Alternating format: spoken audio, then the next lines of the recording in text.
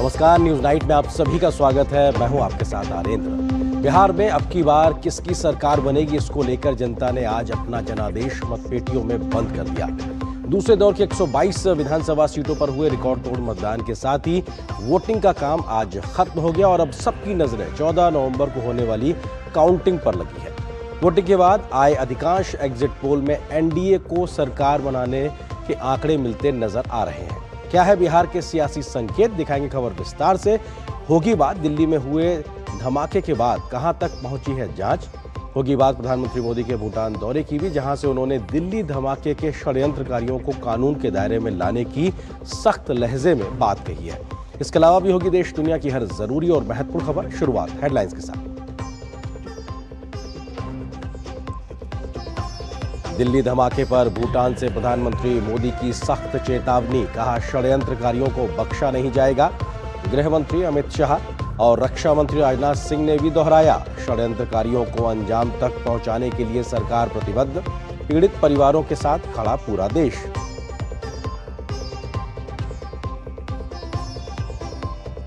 दिल्ली धमाके को लेकर गृह मंत्री की अध्यक्षता में उच्च स्तरीय बैठकें। गृह मंत्रालय ने एनआईए को सौंपी मामले की जांच। घटना के मद्देनजर कई राज्यों में धरपकड़, पूछताछ और छानबीन जारी। हाई अलर्ट पर दिल्ली एनसीआर।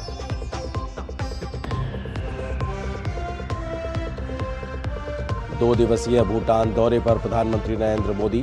दोनों देशों के बीच प्रतिनिधि मंडल स्तर की वार्ता। 3 समझौते ज्ञापनों का हुआ आदान प्रदान। प्रधानमंत्री ने कहा, भारत भूटान संबंध सीमाओं से नहीं, संस्कृति से जुड़े।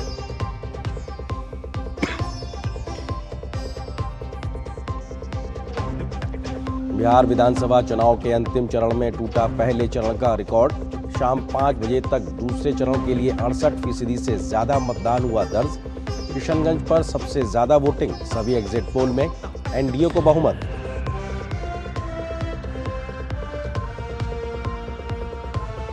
राष्ट्रीय राजधानी में बढ़ते वायु प्रदूषण के चलते ग्रैप 3 हुआ लागू।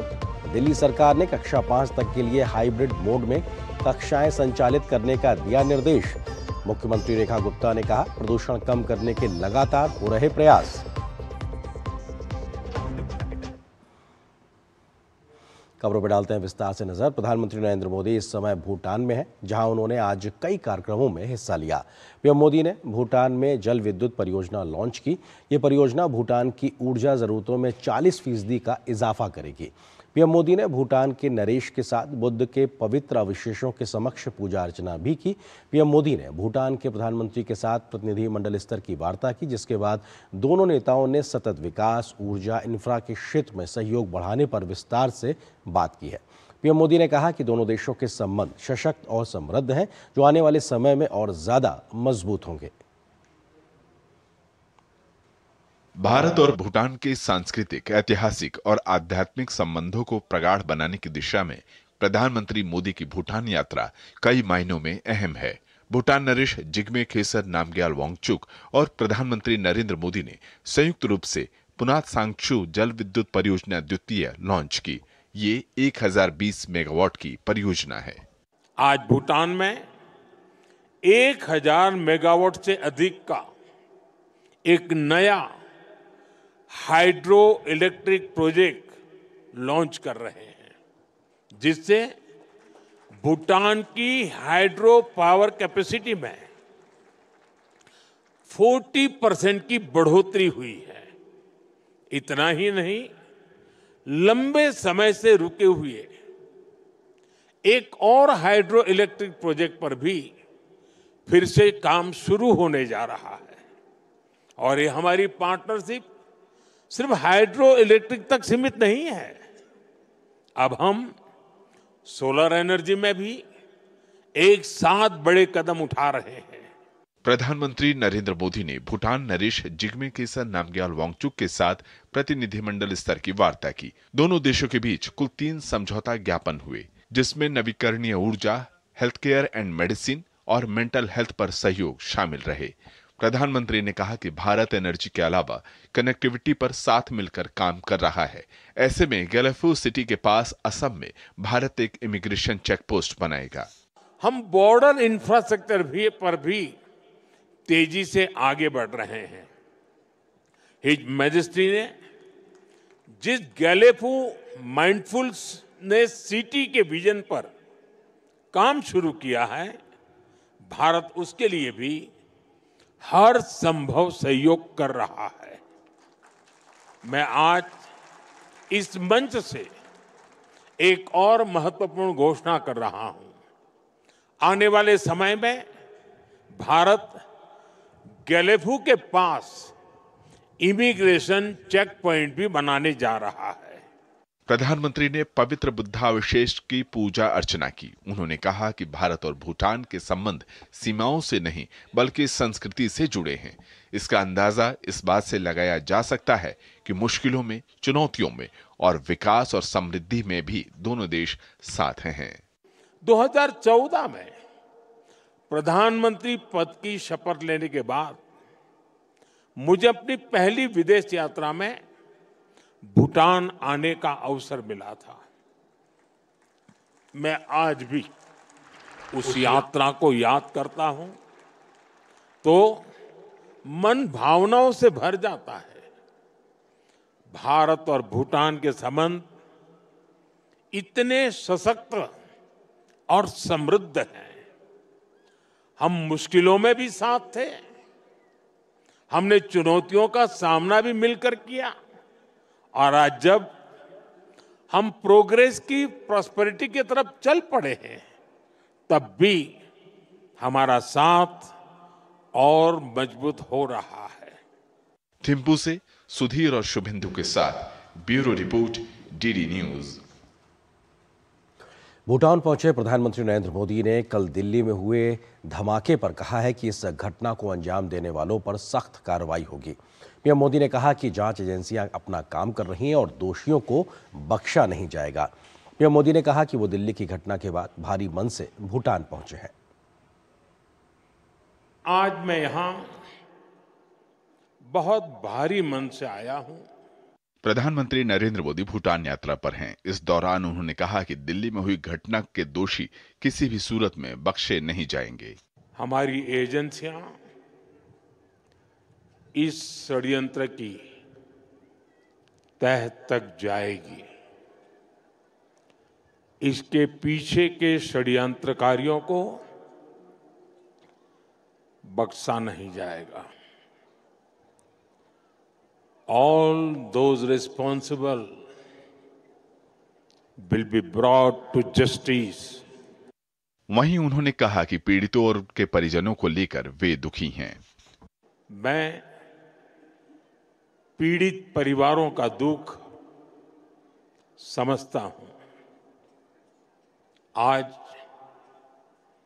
पूरा देश उनके साथ खड़ा है। मैं कल रात भर इस घटना की जांच में जुटी सभी एजेंसियों के साथ,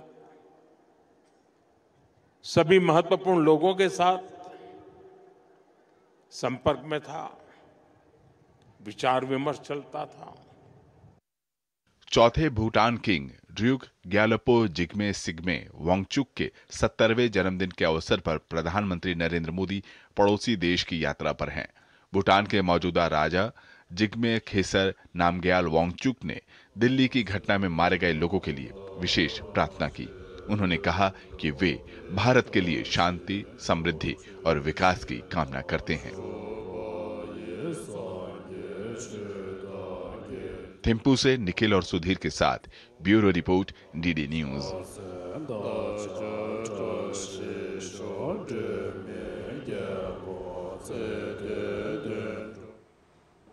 तो दिल्ली की घटना को लेकर भूटान की सरजमी से भी प्रधानमंत्री का सख्त संदेश अपने आप में हर भारतवासी को एक तरीके से विश्वास दिलाता है कि जो भी षड्यंत्रकारी हैं दिल्ली के धमाके को लेकर, उनको एक तरीके से कानून के दायरे में लाया जाएगा, बख्शा नहीं जाएगा। इस संकेत संदेश के मायने पर बात करने के लिए बहुत ही खास मेहमान इस वक्त मेरे साथ मौजूद हैं। आलोक बंसल जी, जो कि डायरेक्टर हैं इंडिया फाउंडेशन के और सुरक्षा मामलों के जानकार हैं। आलोक जी, स्वागत है आपका। प्रधानमंत्री का भूटान की सरजमी से ये कहना, विश्वास दिलाना कल की इस घटना के बाद, क्या एक विश्वास पैदा करता है देशवासियों के मन में? क्योंकि हमने पहले भी देखा है कि पहलगांव की घटना हो या उससे पहले पुलवामा की, उसके बाद में प्रधानमंत्री ने ये स्पष्ट किया था कि बख्शा नहीं जाएगा, और अंजाम हमने देखा है। एक बार फिर से वही विश्वास पीएम ने दिलाया है।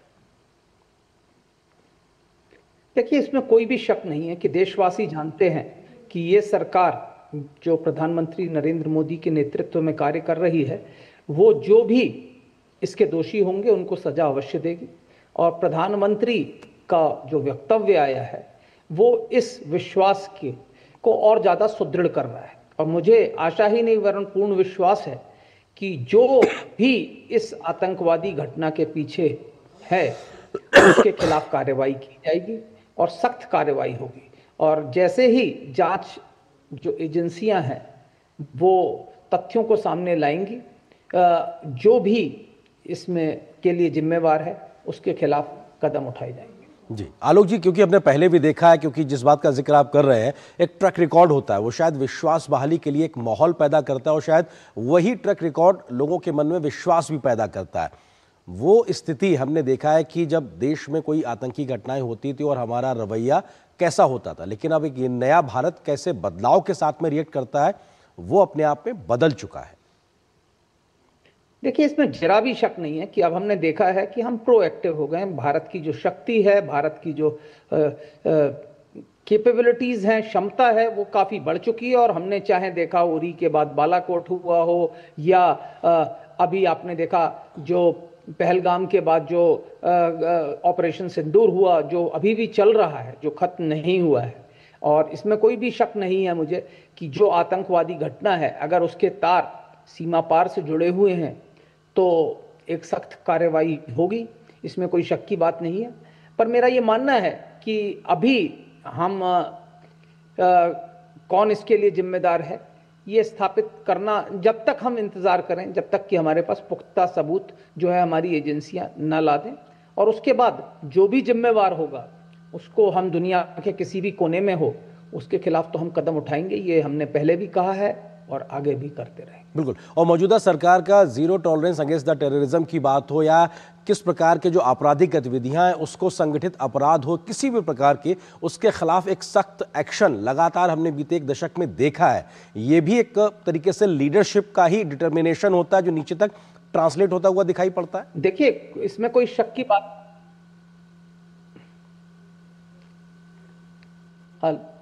जी आलोक जी, मैं सुन पा रहा हूं, अपनी बात रखें आप। आलोक जी की आप तक आवाज पहुंच रही है हमारी?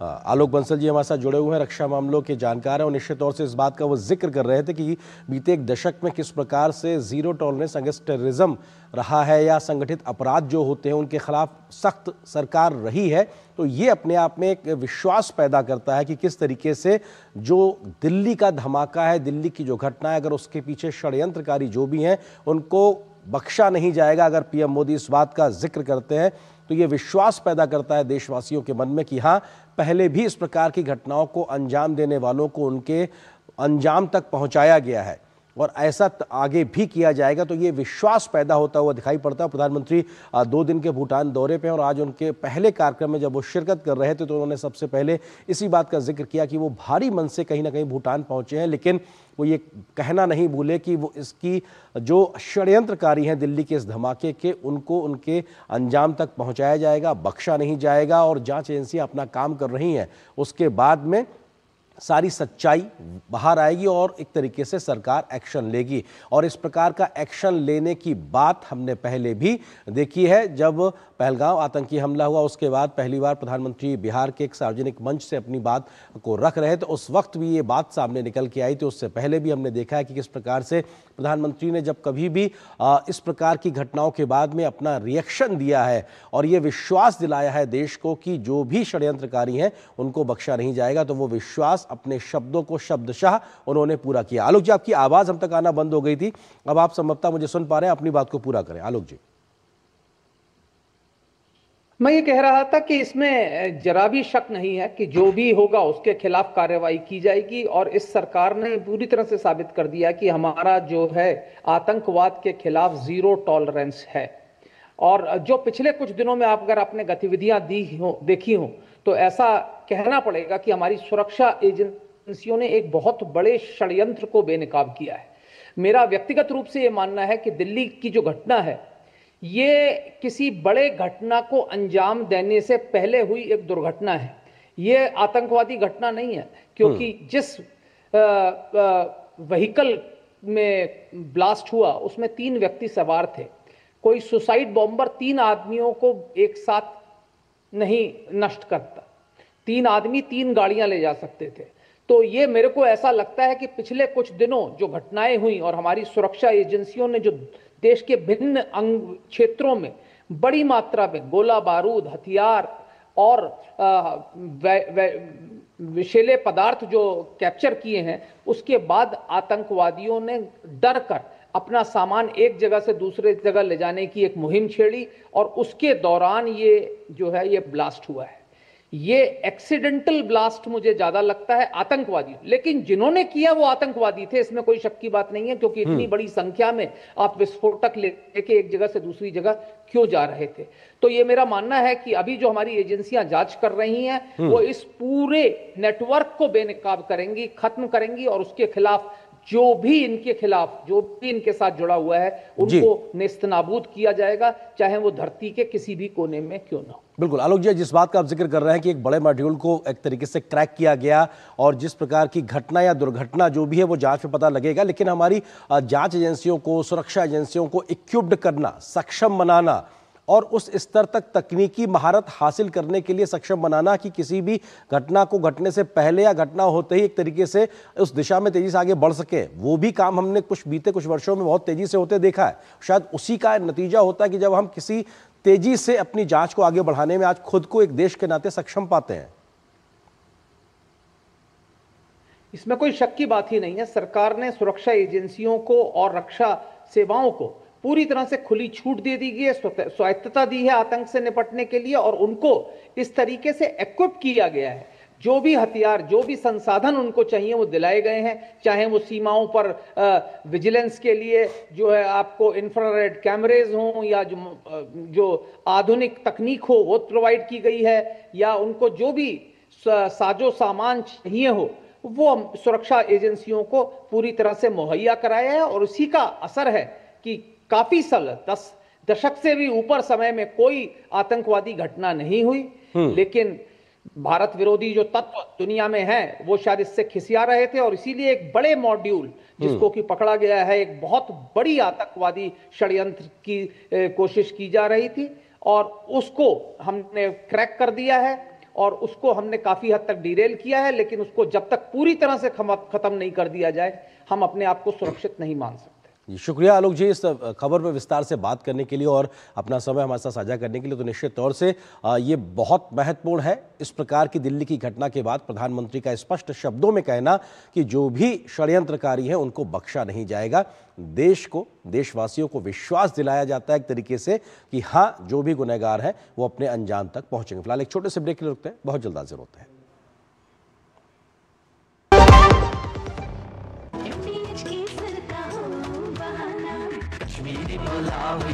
बिरयानी खाना, केसरी चाय, दूध, रसमलाई, केसरी लड्डू, हलवा याद आना, यही तो है MDH केसर का बहाना। MDH शुद्ध केसर, खुशबू ऐसी जो दिल जीत ले। MDH पढ़ता है, खेलता है, झूलता उछलता है, दौड़ता कभी कभी दौड़ कराता है, आगे आगे बढ़ता है इंडिया, अमूल दूध पीता है इंडिया। वाह, गाय तुम्हारी माता है ना? तो पशुहार के नाम पर जहर क्यों खिलाता है? अनसन हटा, दिल से खिला, सिर्फ कपिला, देश का नंबर 1 पशु आहार। जब धरती चीर कर निकलता है लोहे का पत्थर और मिलता है मोंगिया के जोश से, फिर तपता है, पिघलता है और बनता है फौलाद। अब होता है सरिया सारी खूबियों के साथ। मोंगिया स्टील, मजबूत देश का मजबूत सरिया। पता है हेल्थ इंश्योरेंस आपकी फैमिली के लिए कितना जरूरी है? इतना जरूरी है कि भारत सरकार ने इस पे GST पूरी तरह से हटाकर 0 कर दिया है। पॉलिसी बाजार पर अब 1 करोड़ का हेल्थ इंश्योरेंस सिर्फ 550 रुपए महीने से शुरू। policybazaar.com। अब आया असली स्वाद। अब आया स्वाद। जब स्वाद के पड़े हो लाले तो MDH का चंकी चाट मसाला डालें। MDH का चंकी चाट मसाला। MDH। कल दिल्ली में लाल किले के पास हुए कार धमाके के बाद गृह मंत्रालय ने NIA को जांच सौंप दी है, जिससे घटनास्थल से कल से ही तहकीकात एक तरीके से शुरू कर दी थी। इस घटना में इस्तेमाल हुई कार चलाने वाले की पहचान हो चुकी है, जिसके बाद जांच एजेंसियां कड़ियों को जोड़ते हुए कई गिरफ्तारियां कर चुकी है। तो बड़ी संख्या में लोगों से पूछताछ भी की गई है। गृह मंत्री और रक्षा मंत्री ने देश को भरोसा दिया है कि इस षड्यंत्र के पीछे जो लोग हैं उनको छोड़ा नहीं जाएगा। दिल्ली धमाके के बाद कई राज्यों में सुरक्षा एजेंसियों ने बड़े स्तर पर छानबीन की है, तो कई लोगों को हिरासत में भी लिया गया है।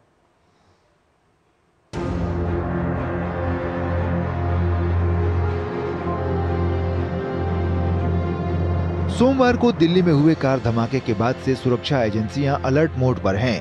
तो उच्च स्तरीय बैठकों का दौर भी जारी है। केंद्रीय गृह मंत्री अमित शाह ने मंगलवार को उच्च स्तरीय बैठकें की, जिनमें केंद्रीय गृह सचिव, खुफिया ब्यूरो के निदेशक, राष्ट्रीय जांच एजेंसी के महानिदेशक और दिल्ली पुलिस आयुक्त मौजूद रहे।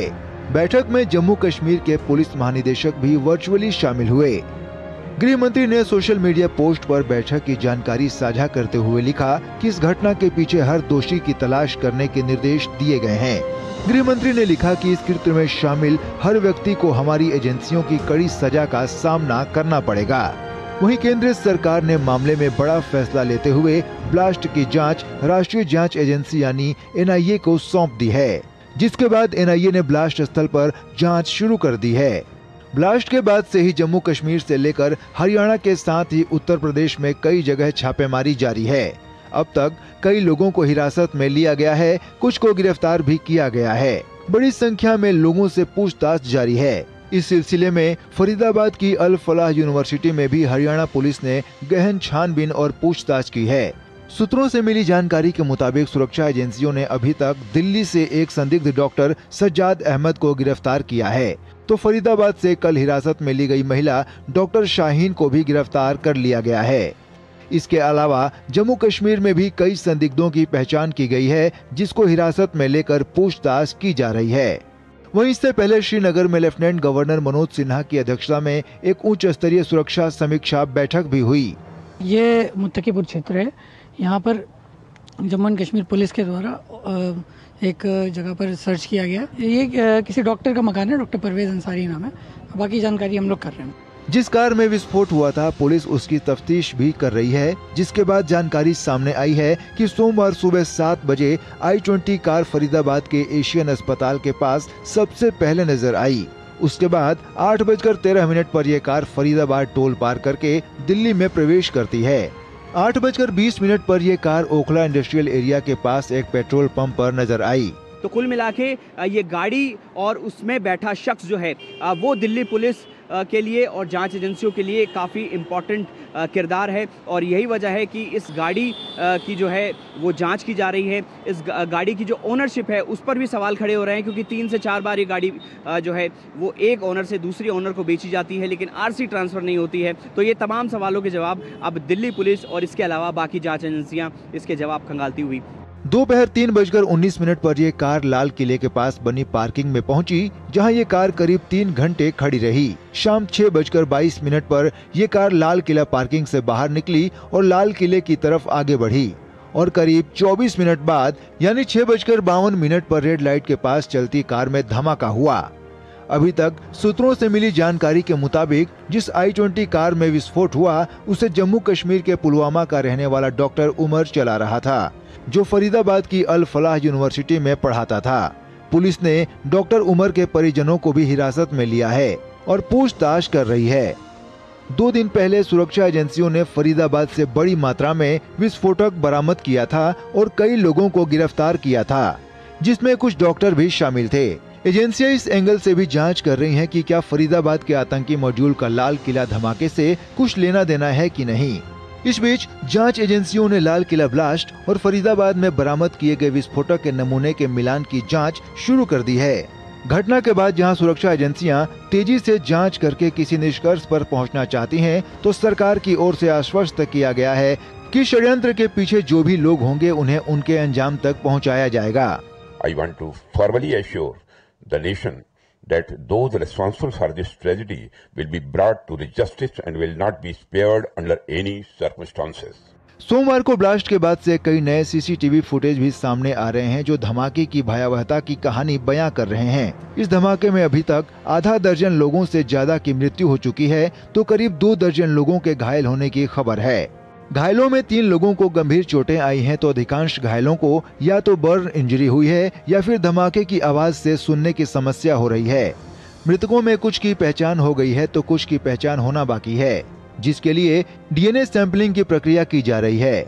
दिल्ली की इस घटना के बाद से न सिर्फ दिल्ली एनसीआर को सुरक्षा के नजरिए से अलर्ट मोड पर रखा गया है, बल्कि देश के तमाम शहरों और बड़े बड़े प्रतिष्ठानों को अलर्ट मोड पर रखा गया है। सभी को हाई अलर्ट पे रखा गया है। हमारी एंटी सबोटाज टीम और डॉग स्क्वाड टीम सभी लगी हुई है चेकिंग के लिए और सभी क्षेत्र से जितने भी हमारे एंट्री एग्जिट पॉइंट है वहाँ बैरियर लगा करके चेकिंग अभियान चलाया जा रहा है। इस बीच राष्ट्रपति द्रौपदी मुर्मू जो इस वक्त विदेश दौरे पर हैं, उन्होंने भी फोन पर केंद्रीय गृह मंत्री अमित शाह से बात करके दिल्ली धमाके के बारे में जानकारी हासिल की है। इस घटना के बाद से पूरा देश धमाके के पीड़ितों के प्रति संवेदना जता रहा है तो षड्यंत्रकारियों के जल्द कानून के कटघरे में लाए जाने की उम्मीद कर रहा है। सुधाकर दास, नीरज सिंह, मुकेश शुक्ला, दिव्यांशु मल्होत्रा, दीपक रावत, नितेंद्र सिंह के साथ ब्यूरो रिपोर्ट, डीडी न्यूज। और इस बड़ी खबर पर हम करेंगे चर्चा। इससे जुड़ा आज का हमारा विशेष, धमाके के कितने किरदार, कौन गुनहगार, क्योंकि ये अपने आप में अभी जांच के बाद तय होगा कि आखिर इसके पीछे कौन है। इस खबर पर बात करने के लिए हमारे साथ बेहद खास मेहमान हैं एसपी वैद्य जी, जो कि पूर्व डीजीपी रहे हैं जम्मू कश्मीर के एवं सुरक्षा मामलों के जानकार हैं। साथ ही साथ हमारे 2 सहयोगी संवाददाता दीपक रावत और नीरज सिंह भी हमारे साथ में जुड़े हुए हैं। आप तीनों का स्वागत है और सबसे पहले हम अपने रिपोर्टर्स से अभी का अपडेट लेते हैं और रुख करते हैं नीरज सिंह का। नीरज, क्योंकि ये बहुत महत्वपूर्ण है कि धमाके में आखिर कौन कौन किरदार हैं और इसके मुख्य गुनहगार कौन है, ये लंबी जांच के बाद पता लगेगा। लेकिन शुरुआती जांच, क्योंकि अब तक 24 घंटे से थोड़ा ज़्यादा का वक्त हो चुका है, मोटे तौर पे जांच एजेंसियां किस और एंगल जाता हुआ देख रही हैं और क्या बात अभी तक सामने आई है? नीरज।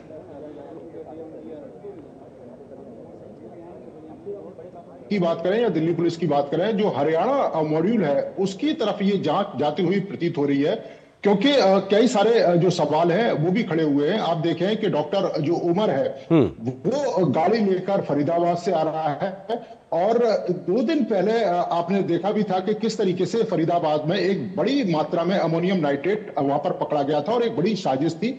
इसमें जो अल फलाह यूनिवर्सिटी थी जिससे उमर भी जुड़ा हुआ था, वहां से भी कुछ लोगों को हिरासत में लिया गया है। आज जो पुलिस है वो यूनिवर्सिटी में पहुंची थी, वहां यूनिवर्सिटी की जो लैब है उसको भी खंगाला गया, वहां से कुछ सैंपल एकत्र किए गए और इसके साथ साथ ही 50 से ज्यादा जो लोग हैं उनसे पूछताछ की गई और 6 के करीब जो लोग हैं उनको हिरासत में लिया और उनसे पूछताछ अभी भी जो फरीदाबाद है वहां पर चल रही है।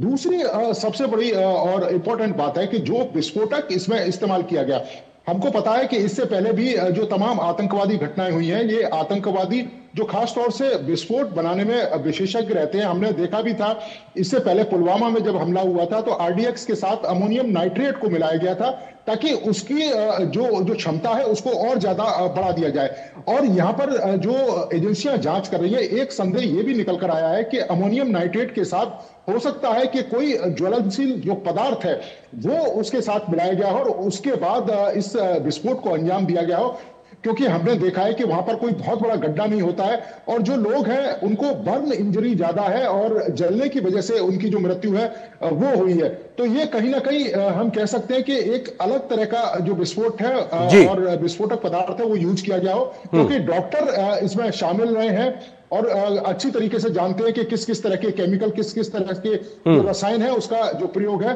वो किया जा सकता है। और दूसरी सबसे बड़ी बात है कि आप देखें कि जिस तरीके से फरीदाबाद से लेकर दिल्ली और दिल्ली से लेकर पुलवामा वहां तक इसके जो लिंक है वो फैले हुए प्रतीत हो रहे हैं कि गाड़ी किस तरीके से एंटर करती है। और एक संभावना जो पुलिस इन्वेस्टिगेशन है और एनआईए इन्वेस्टिगेशन है ये भी आरएन निकलकर सामने आई है कि जब बड़ी संख्या में जो विस्फोटक बरामद हुआ और इनके साथी पकड़े तो वहां से ये हड़बड़ी में वहां से भागे, दिल्ली के अंदर ये इंटर हुए ताकि फरीदाबाद की जो पुलिस है वो इनको पकड़ ना पाए, क्योंकि फरीदाबाद जो पुलिस जम्मू कश्मीर पुलिस के साथ एक तरीके से जो ऑपरेशन है वो चला रही थी। दिल्ली पुलिस की उस समय भूमिका नहीं थी, तो इन्होंने सोचा कि दिल्ली में जाते हैं तो शायद टारगेट पर नहीं आएंगे, और दिल्ली में यही कारण है कि 3 घंटे तक ये लाल किले के पास खड़े भी रहे और कोशिश करते रहे कि जो इनके पास विस्फोटक है इसको कहीं छुपा दिया जाए या कहीं इनको इस विस्फोटक का इस्तेमाल कर लिया जाए किसी दूसरी जगह जाके। और हो सकता है कि ये कुछ लोगों का इंतजार भी कर रहे हो और हड़बड़ी में ये एक घटना हुई, क्योंकि ठीक है स्लो जो वाहन है वो चल रहा था और ये बताता है कि ये फिदायीन हमला नहीं था। अगर फिदायीन हमला होता तो तेजी के साथ को ले जाते और कहीं पर ये विस्फोट करते। निश्चित तौर पर हो सकता है कुछ और लोगों का इंतजार कर रहे होते। बिल्कुल, तो अपने आप में बहुत किरदारों की बात की जाए या फिर सारी कड़ियां जुड़ने की बात की जाए, समय लगेगा। दीपक रावत भी हमारे सहयोगी संवाददाता इस वक्त लाल किले से ही मौजूद हैं, जहां पे कल लगभग 24-26 घंटे पहले ये घटना एक तरीके से सामने आई थी। दीपक, क्योंकि अब एनआईए को जांच सौंप दी गई है, अनौपचारिक तौर पर हमने कल ही एनआईए की मौजूदगी वहां देखी घटनास्थल पर, और कल के अंधेरे के बाद आज दिन भर उजाले में क्या क्या महत्वपूर्ण सबूत इकट्ठे हुए हैं और जांच किस दिशा में जाती दिखाई पड़ रही, खासतौर से तब जब एनआईए इसको आगे बढ़ा रही है। दीपक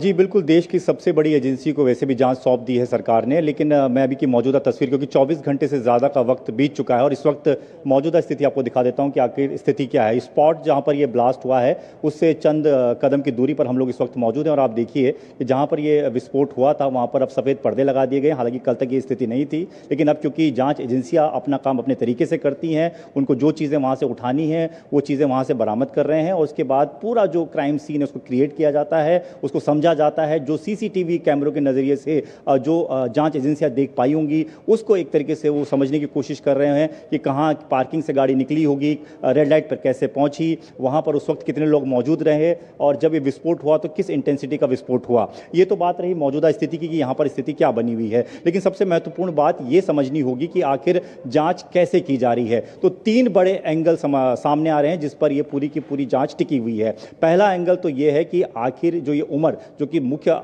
संदिग्ध बताया जा रहा है, ये दरअसल इसका मकसद क्या था, क्या इसका मकसद इस रेड लाइट पर ही विस्फोट करना था, ये सबसे बड़ा जांच का विषय है। क्या वो इतने बड़े विस्फोटक के साथ किसी और जगह को टारगेट करना चाहता था, क्या वो लाल किले के भीतर घुसना चाहता था, क्या वो चांदनी चौक के बाजार की तरफ घुसना चाहता था या कोई दूसरा उसका टारगेट था, उसकी जांच सबसे पहले एंगल से की जा रही है। दूसरा बड़ा एंगल जिसको जांच एजेंसियां ध्यान में रख रही हैं वो है कि ये विस्फोटक आखिर इसकी प्रकृति क्या थी, इसका क्या नेचर था, क्योंकि इससे पहले जो भी विस्फोट हुए हैं उसमें जब जांच एजेंसियों ने जांच की है, तमाम चीजें जो सामने आई उसमें कई चीजें बरामद होती थी, जैसे कील, छर्रे, तमाम चीजें होती थी, लेकिन इस विस्फोट में वो चीजें बरामद नहीं हुई हैं। आमतौर पर जहां पर विस्फोट होता है वह बड़ा गड्ढा भी हो जाता है, वो भी इस विस्फोट में नजर नहीं आया, लेकिन उसके बावजूद हाई इंटेंसिटी का ब्लास्ट होता है, गाड़ी के परखच्चे उड़ जाते हैं, कई मीटर ऊपर आसमान में जो कि गाड़ी के कई हिस्से हैं वो उछलते हुए लोग देखते हैं और दूर दूर तक आवाज जाती है, कंपन होती है। तो काफी इंटेंसिटी का ब्लास्ट है और उसकी प्रकृति क्या रही, किस तरीके का ब्लास्ट था, क्या इसमें इस्तेमाल किया गया, वो सबसे बड़ी जांच का विषय नंबर 2 है जिसका एंगल से जांच हो रही है। तीसरा है जो मुख्य संदिग्ध है उमर, उसका नेटवर्क क्या था, क्योंकि उसका नेटवर्क पकड़ना बहुत जरूरी है। जब नेटवर्क पकड़ेंगे तब हम उस जगह तक पहुंच पाएंगे कि आखिर इसको किसने प्लांट किया, ये कौन से टेररिज्म ग्रुप से जुड़ा हुआ है, इसने कैसे इसकी रेकी करी, किस तरीके से कौन कौन लोग इसमें शामिल है। तो यही वजह है कि कई लोगों की गिरफ्तारी आज दिन भर में अलग अलग इलाकों से हुई है, उनसे लगातार पूछताछ की जा रही है और उस पूछताछ के आधार पर इस पूरे क्राइम सीन को मैच किया जाएगा और वो एक एक कड़ी जोड़ने की कोशिश जो है एनआईए कर रही है। ठीक है, इस बीच में हमारे साथ में खास मेहमान एसपी वैद्य जी भी जुड़ गए हैं, पूर्व डीजीपी जम्मू कश्मीर के और साथ ही साथ सुरक्षा मामलों के जानकार हैं। वैद्य जी, स्वागत है आपका डीडी न्यूज पर। और कल जो दिल्ली में धमाका हुआ है इसको कैसे देखा जाए और अभी तक की जो तमाम जांच के दिशा और एंगल और कड़ियां हैं उसको मिलाकर किस दिशा में जाता हुआ ये पूरा घटनाक्रम दिखाई पड़ रहा है? एसपी वैद्य जी। देखिए, नमस्कार आपको और आपके व्यूअर्स को। ये मुझे लगता है ये बहुत बड़ी साजिश थी, बहुत बड़ा हादसा करने की, और कल फिर भी ये जो हमला हुआ है ये मैं समझता हूं जिस तरह की ये साजिश थी और जिस तरह का मटेरियल मिला, 2900 किलोग्राम अमोनियम नाइट्रेट। अगर आपको याद होगा, ओक्लाहोमा में 2000 किलोग्राम इस्तेमाल हुआ था, ये उससे भी ज्यादा है। आप अंदाजा लगा सकते हैं कि किस तरह की साजिश थी। इसी तरह ये जो इसमें नया जो देखने में आया कि ये डॉक्टर्स का मॉड्यूल था, और डॉक्टर जिन पर जनरली आप भरोसा करते हैं इस देश में, आप जब भी डॉक्टर के पास जाते हो पूरे भरोसे के साथ आप अपने आप को उसके पास हवाले कर देते हो। वो इंजेक्शन लगा रहा है, किस चीज का इंजेक्शन लगा रहा है, आपका ऑपरेशन कर रहा है। तो आप देखिए किस तरह से पढ़े लिखे डॉक्टर्स को रेडिकलाइज, ये कोई मदरसा से निकले हुए लड़के नहीं हैं जो जनरली देखने में आता है टेररिस्ट बनते हैं।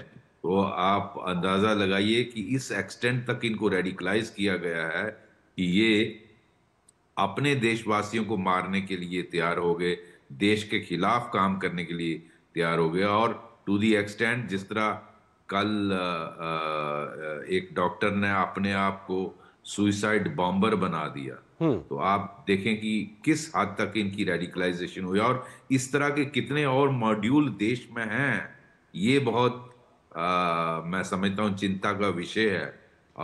ये सारा नेटवर्क अभी पूरी तरह नहीं हमारे हवाले है, और मैं जानता हूं इनके पीछे पाकिस्तान की ISI है, जैश ए मोहम्मद से इनका लिंक है। आपने देखा किस तरह से सारा मॉड्यूल वहीं से, जब वो एक डॉक्टर आदिल को देखा गया पोस्टर लगाते हुए जैश ए मोहम्मद, फिर उसके शनाख्त पे एक AK-47 राइफल मिलती है अनंतनाग मेडिकल कॉलेज के स्टोर से, लॉकर से। उसके बाद दूसरा डॉक्टर मुजम्मिल पकड़ा जाता है। उसके बाद ये तीसरा कल हादसा जो हुआ, मुझे लगता है ये डेस्परेशन का अटेम्प्ट था। इसने देखा कि मेरे साथी पकड़े गए और ये सारा हमारा एक्सप्लोजिव मटेरियल पकड़ा गया है। हो सकता है अगला पुलिस का जो शिकंजा है मेरे ऊपर कसे, और सारा जो ये जो नेटवर्क है और सारा इसके पीछे साजिश है, इसके बारे में उगलना पड़ेगा। तो इसने ये एक्सट्रीम स्टेप लिया है जो अभी तक सर्कमस्टांसेस से लगता है।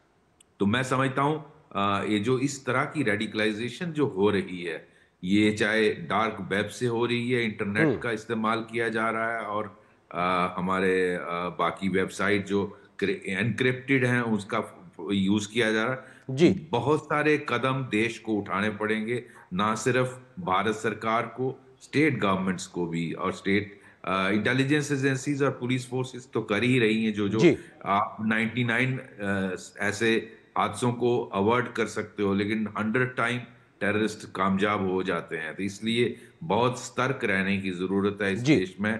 और पाकिस्तान की जो हालत है इस वक्त, पाकिस्तान डेस्परेट था कि पिछले 14 साल से 2014 के बाद जब से नरेंद्र मोदी सरकार आई है, वो बड़ा हादसा दिल्ली और भारत के बड़े बाकी शहरों में नहीं कर पा रहे थे। तो ये वो इस मौके की फराक में थे जो कल वो कामयाब हुए। जी सर, सवाल ये भी उठ रहा है कि धमाका जिस वजह से हुआ वो तमाम कड़ियां जुड़ेंगी, लेकिन जो विस्फोट था उसमें क्या चीज था, पदार्थ क्या था, इसको लेकर भी कई प्रकार की थ्योरीज चल रही है कि क्या ये कुछ अपने आप में नए प्रकार का पदार्थ था। क्योंकि जो घटना होती है, जब कोई विस्फोट होता है तो एक बड़ा गड्ढा होता है या कई प्रकार के छोटे छोटे चीज़ें जो लोहे की होती हैं, कीले होती हैं, इस्तेमाल की जाती हैं। ऐसे फिलहाल अभी एविडेंसेस नहीं मिले हैं, तो इसको लेकर भी कई बातें चल रही हैं। इसको लेकर आपकी अपनी जो समझ है, जानकारी, वो क्या कहता है? जी हाँ, जनरली देखिए उसका इम्पैक्ट की का ज्यादा असर रहे तो कील डाले जाते हैं, शरे डाले जाते हैं, शार्पनल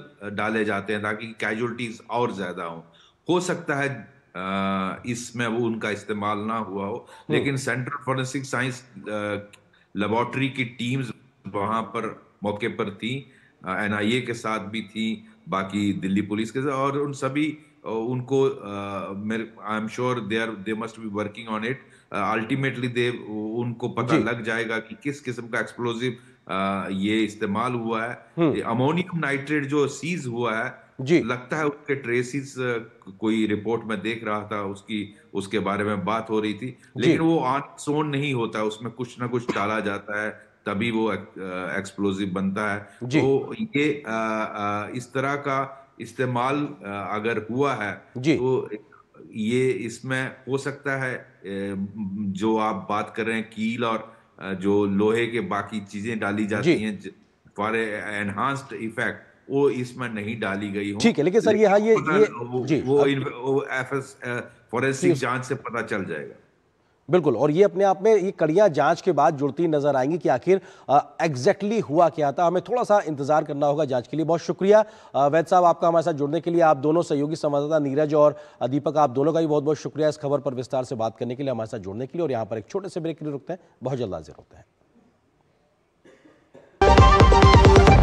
दादी के हाथों का जादू और खुशबू से महकता घर। MDH गरम मसाला, असली मसालों से भरा हूँ मैं, क्योंकि हर रिश्ता है स्वाद से जुड़ा। पढ़ता है, खेलता है, झूलता उछलता है, दौड़ता कभी कभी दौड़ कराता है, आगे आगे बढ़ता है इंडिया, अमूल दूध पीता है इंडिया। मेरी पसंद, मेरी पसंद, मेरी पसंद, मेरी पसंद, हमारी पसंद, हम सबकी पसंद। मजबूत देश का मजबूत सरिया मोंगिया स्टील।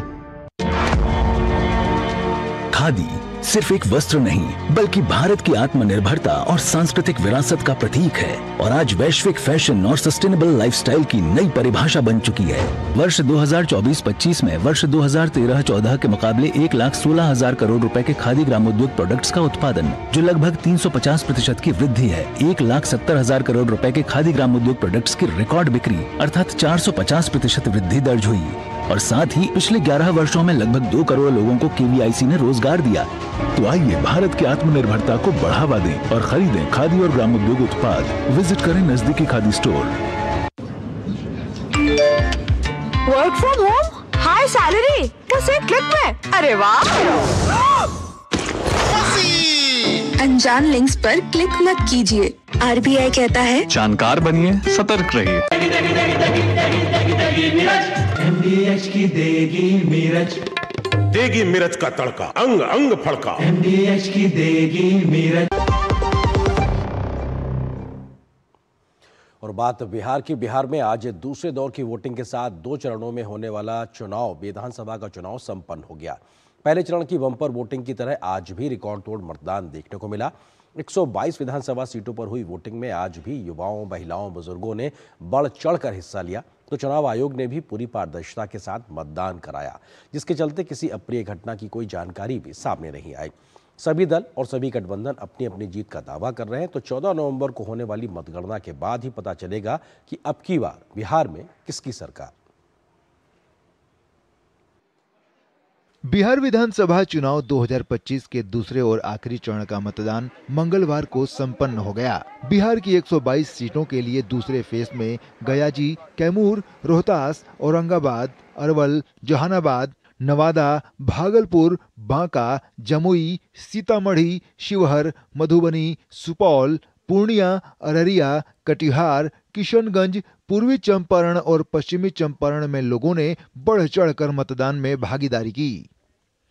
पूरे राज्य के अलग अलग मतदान केंद्रों पर हर उम्र, हर वर्ग के लोग उत्साहपूर्वक अपने मताधिकार का प्रयोग करते नजर आए। इस दौरान मतदान केंद्रों पर लोकतंत्र के रंग बिरंगे नजारे देखने को मिले।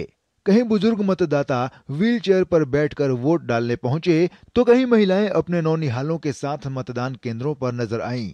वहीं पहली बार वोट डालने वाले युवाओं में खासा उत्साह नजर आया। वहीं दूसरे चरण के मतदान के दौरान लोकतंत्र के उत्सव की एक बेहद खूबसूरत तस्वीर नजर आई, जब नक्सल मुक्त होने के बाद पहली बार मतदान केंद्र बनाए गए जमुई विधानसभा क्षेत्र के चोरमारा गांव में स्थानीय लोगों ने मतदान कर्मियों का स्वागत किया। आज दूसरे और आखिरी चरण के मतदान के संपन्न होने के साथ ही दिग्गजों का फैसला ईवीएम में कैद हो गया। वहीं 2 चरणों में बढ़ चढ़कर बम्पर वोटिंग और रिकॉर्ड मतदान प्रतिशत के साथ पक्ष और विपक्ष अपनी अपनी जीत के प्रति आश्वस्त नजर आ रहे हैं।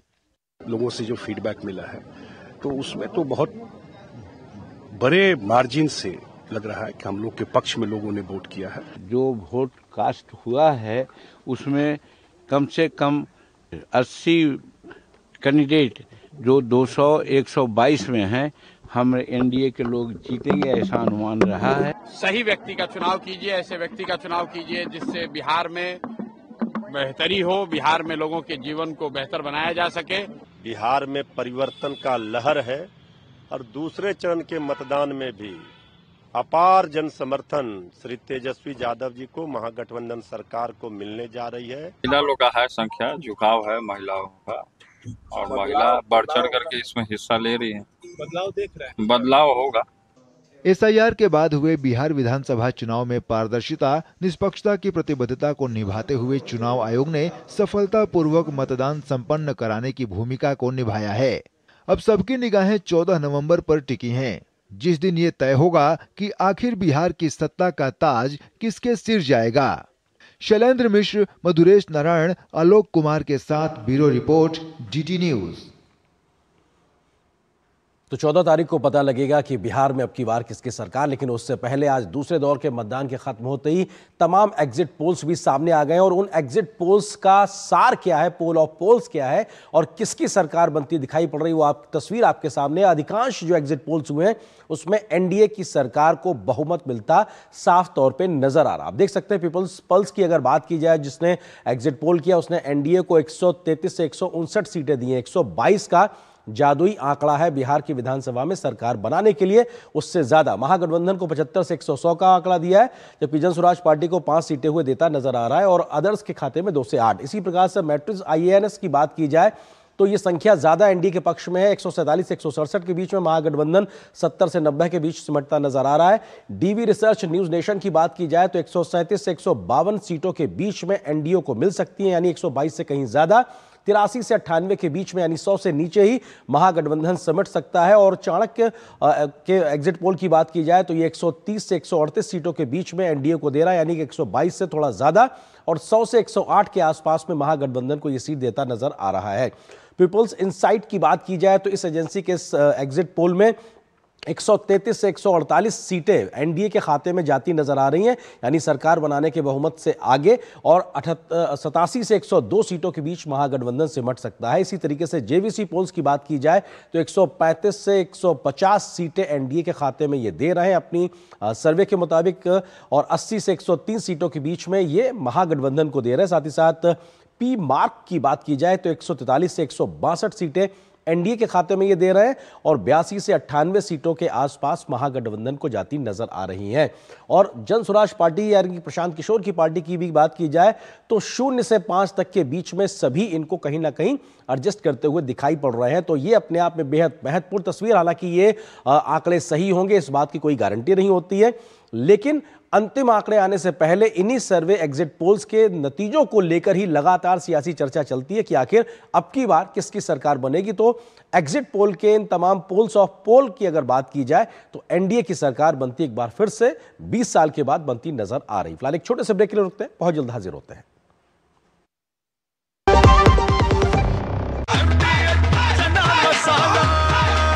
अब छोलिया हो या लोबिया, सफेद चने या काले चने, सब कुछ मजेदार बने।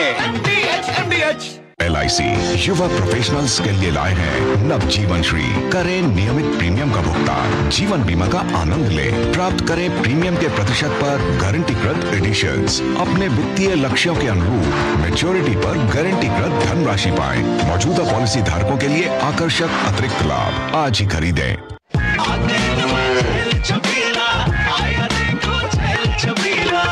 एक कपिला, अरे भाई सब एक ही जैसा होता है। ये लो साधारण पशु आहार।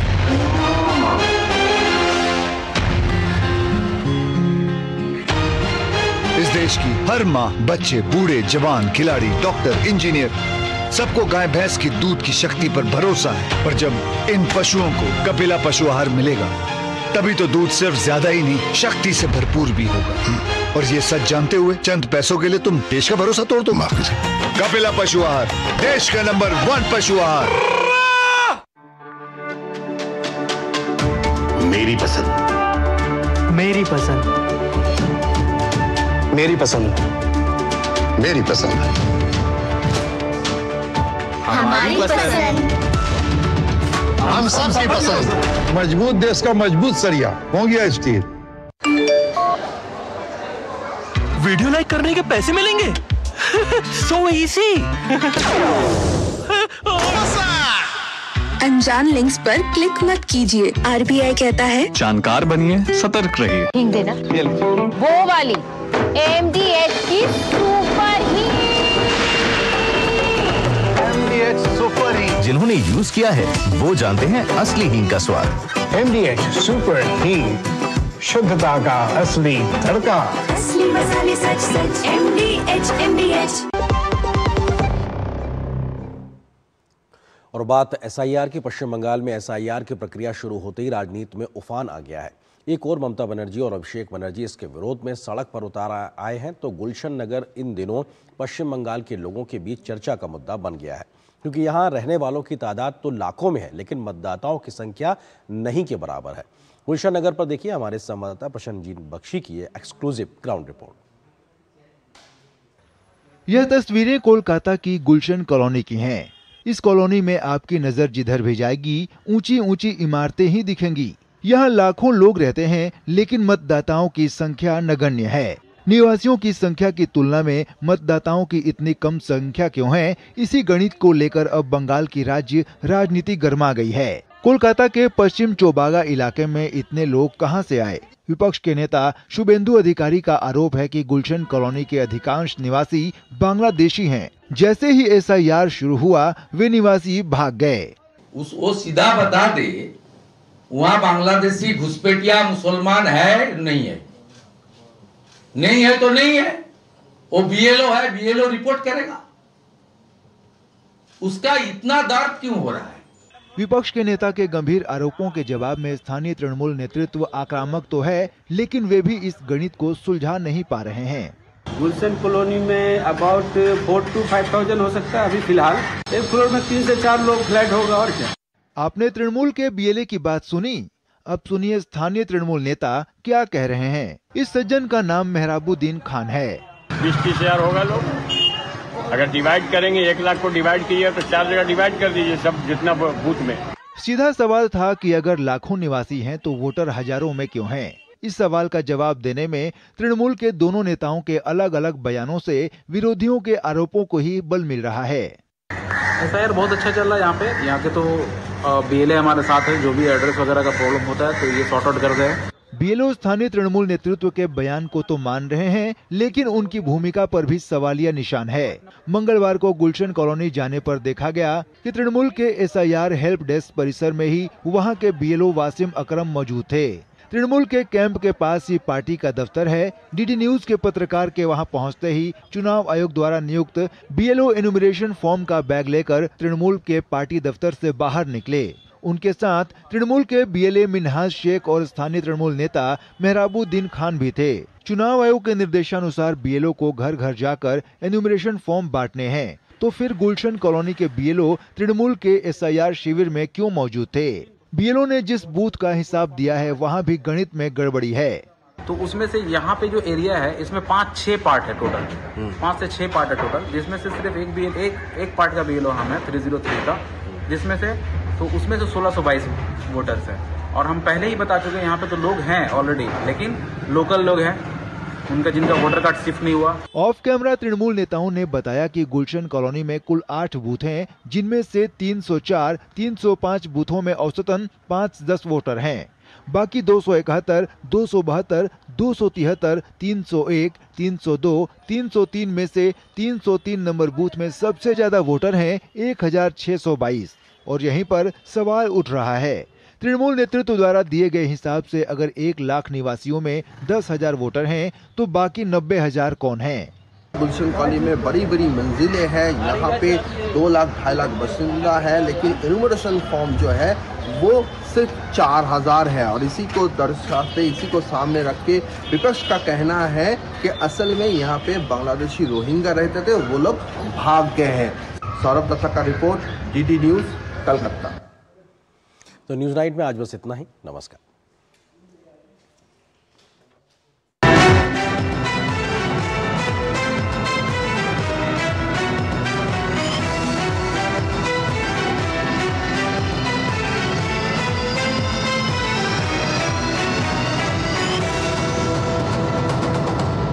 न्यूज़ नाइट के प्रायोजक